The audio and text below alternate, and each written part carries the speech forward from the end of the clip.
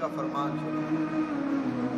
حضرت عبداللہ ابن عباس رضی اللہ تعالیٰ عنہ سے روایت ہے کہ سرکار مدینہ صلی اللہ علیہ وآلہ وسلم نے شیخ عبدالقیس سے فرمایا، شیخ عبدالقیس سے فرمایا کہ تیرے اندر دو خصلتیں ایسی ہیں کہ جو اللہ تبارک و تعالیٰ کی ذات کو بڑی محبوب۔ اب دیکھیں نا کہ کسی کو کوئی خوشخبری ملے کہ جی فلاں چیز جو ہے وہ تیرے لیے ہم نے خریدی ہے، حالانکہ اس شخص کو وہ چیز بڑی پسند ہوتی ہے، تو وہ بندہ اب تڑپ رہا ہوتا ہے کہ جلدی مجھے وہ دکھائیں اور جلد میں اس کو دیکھ لوں اور اپنے پاس رکھ لوں۔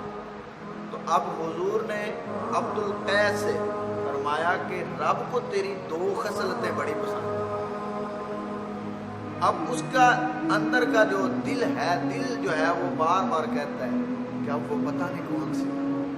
میرے حضور نے تھوڑی دیر خاموش رہنے کے بعد فرمایا کہ اللہ تعالیٰ کو تیرے اندر جو بردباری ہے نا وہ بڑی پسند ہے۔ بردباری یعنی کہ بڑا ہونا پن، بڑا ہونے کا پن، وہ اللہ تعالیٰ کو بڑا پسند ہے کہ تو اللہ کی راہ میں بڑا خرچ کرتا ہے اور اللہ جیسے حکم فرماتا ہے اس کے مطابق کوشش کرتا ہے کہ میں اس کام پر گامزن ہو جاؤں۔